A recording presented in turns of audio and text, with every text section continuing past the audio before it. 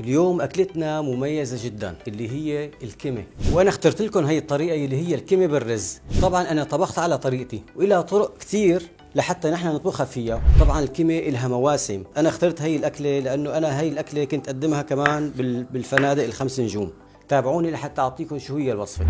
المكونات اللي هي الأساس اللي هو الكمة، لحم الموزات. طبعا لحم الموزات أنا جبتها من اللحم بعظمه تبع الرجل. عندي الرز البسمتي، حصر الرز بسمتي بدي. عندي الزبدة، هلا زبدة أو سمنة ما بتفرق، أنا رح ساويها اليوم بالزبدة. وعندي الباقة العطرية، مكسرات مشان الزينة، والتوابل اللي أنا بدي أشتغل فيها. خليكم معي لحتى نقول لكم كيف الطريقة. هلا هون مثل العادة بدي أسلق الموزات.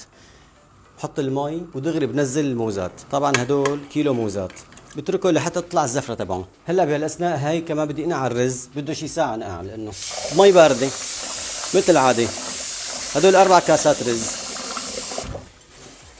بنقعهم بتركهم ساعة بما يستوي عندي المرقة. وبدي كمان قطع هدول الكمة. بمسك حبة الكبيرة بقطعها، يعني ما بدي اياها صغيرة كتير، بالشكل هذا هيك. طبعا هي الكمة غاسلها ونظفها على 24 يعني، مفور عليها انا وتاركها كنت. هلا بدي اسلق سلقة كاملة. شو هي الكمة؟ الكمة هلا هي سبحان الله بتطلع لحالها من الرعد يلي بيصير في رعد، بس يصير هذا الرعد بتطلع من الارض لحالها. وكمان في بأراني تاني مثل البادية كمان بتطلع. وسبحان الله كل أرض إلها طعمة شكل، في منها السوداء وفي منها الشقرة. هلا أنا اخترت السوداء كمان طعمتها مميزة. طبعا هي مثل ما حكينا بتصير عدة أكلات. أنا اخترت هي الأكلة لأنه أنا هي الأكلة كنت أقدمها كمان بالفنادق الخمس نجوم. هلا بشوفوا الطريقة شلون بالنتيجة شلون بتطلع. هلا بجيب طنجرة وبحطهم. طبعا أنا هاي بدها غسيل منيح. نحن هلا لما تجينا قطعة كبيرة بالفرشاية، في إلها فرشاية معينة على سنسولة مي باردة بنفرشي هيك مع ناحية تراب لحتى تنظف تمام. طبعا قد ما نظفنا فيها الا ما يطلع فيها تراب. بس هلا نحن غاسلينها 100%، يعني تراب ما رح يطلع فيها ابدا. ونحن هلا هون موضوع بدي اسلقها مشان اخذ مرقتها واطبخ فيها الرز. هلا بعبيها مي، هي لحطها على النار لحتى تستوي الكمة. رح اغطيها. هلا انا ما رح احط لها شيء هلا ابدا. هلا كونت الزفرة هيك، بدي اشياء انا هي كلها قيمها مشان نحط باقة العطرية. هلا البقرة العطرية مثل ما حكينا بنزلها هيك مثل ما هي مع معلقتين ملح، طبعا صغار معالق هيك بكفي. هلا بدي اضغطها بتركها ساعة. هلا بعد نص ساعة الكمة انسلقت عندي انا هون، صار نص ساعة انسلقت تمام. هلا بنزل الميات تبعاتها مشان اطبخ فيهم الرز، وبنزل شوية كمة كمان معهم. بخلي هدول مشان زين فيها الوش كمان. هلا هون رح احطهم.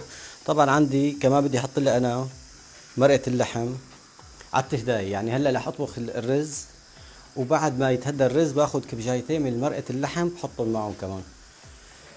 فهلا انا رح احط لها التوابل تبعاتها. عندي نقرة هيل، شوية هيل، وعندي طبعا ملح حسب الرغبة اللي انتو بدكم اياها. عندي فلفل ابيض نص معلقة صغيرة، وعندي بهارات مشكلة او 7 بهارات نحن بنقلها كمان نص معلقة. طبعا بنستخدم يا زبدة يا سمنة. انا رح استخدم 150 جرام من الزبدة.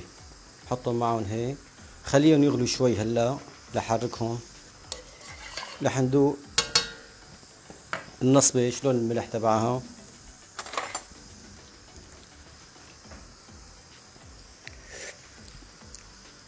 كتير ممتازة، ما بدها اي شي. هلا بنصفي الرزات، بس تغلي المرقة عندي او النصبة بنصفي الرزات. طبعا الرز البسمتي انا استعملت، هاي ما بلبق لها الرز القصير، بدها حصرا رز بسمتي. هلا على نار قوية طبعا بنحرك. طبعا هلا رح اغطيها شوي بس ما بنغوص عليها لحتى تنشف. هلا بعد ما تشربوا الميات بالشكل هاد بنهدي عليها على نار هادية. طبعا الأربع كاسات الرز بدهم 6 كاسات مي أو سوائل، فأنا استعملت تقريبا 5 كاسات ونص. خليت شوي لحتى أنا أعطي مجال مشان أحط لها شوية مرقة لحم. هلا بعد ما استوى عندي الرز تقريبا أكل ربع ساعة أو ثلث ساعة، نفتح عليه بنشوفه بنشيك عليه. هلا تمام. هلا أنا بدي اللحمة استوت كمان عندي، بسكر عليها وبصفرها لحتى يطلع البخار منها لحتى افتحها. بدي اخذ كبجايتين مرقه احطهم مع الرز. هلا يعني باخذ كبجايتين تقريبا مرقه بنزلهم مع الرز. هلا بدي اجيب طنجره شويه زبده هيك تقريبا 50 جرام زبده. بدي اجيب الكمه يلي سلقتها مشان نسفها بالزبده. هي الكمه. هلا موضوع التنسيف، يعني عندي موضوع تنسيف. هلا الزبده او سمنه ما بتفرق. نكشف على الطنجره، جيب كبجايه مشان مثل ما حكينا حط لها كبجايتين مرقه.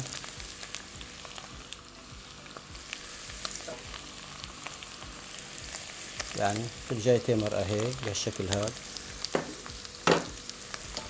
نقلبهم تقليبه خفيفه.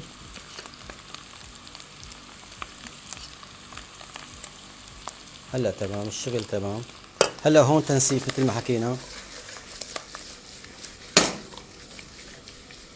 خالص. هلا هي كمان. هلا موضوع السكب، وهلا الكمية صارت جاهزة للسكب. هلا هون الرز كتير ريحته بتشهي. هلا رح نسكبون بشكل منسف بهالطريقة هي. طبعا انا حطيت الكمية مع الرز كمان وبدي احطه على الوش. شوفوا الرز شلون كل حبة بحبتها مثل حبة الصنوبر. هلا بناخذهم هيك بهالشكل هذا هيك. التزويق كتير ضروري. بدي اخذ الموزات. انا حبة الموزات ساويتها كبيرة شوي بحيث انه تجي هيك وجاهة. يعني هي الاكلة مدللة كتير، لازم نحن كمان ندلل فيها.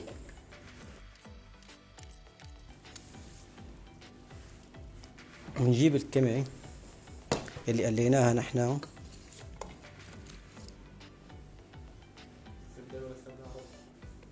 قليناها بالزبدة البلدي. نحط هيك الكمية على وشها.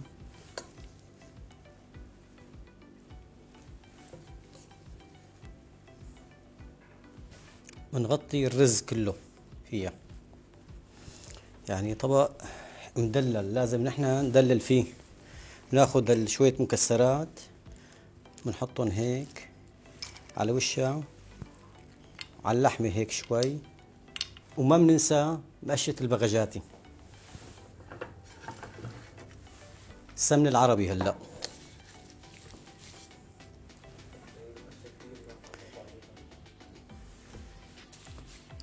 هي المشة نقدوا عليها عالم كتير، بس هي موجودة بمحلات الحلويات كلها التركية والسورية، وبأي محل بتفوتوا بتلاقوا هي المشة بيصنعوها خصوصي لمحلات الحلويات. طبعا بنقدم مع نحن صحن سلطة أو لبن بخيار يلي بتحبوا انتم بتلاقوا مناسب لهالأكلة. هي قدموا فيها. هي الشكل النهائي اللي طلع لأكلتنا. مثل ما شفتوا معي انه شلون كانت أكلة الكمة. طبعا انا طبخت على طريقتي والى طرق كثير لحتى نحن نطبخها فيها، وانا اخترت لكم هي الطريقة اللي هي الكمة بالرز. واذا عجبتكم هي الطريقة اكتبوا لي رأيكم بالتعليقات، ولا تنسوا الاشتراك والمتابعة. كان معكم الشيف احمد مايسترو شيف.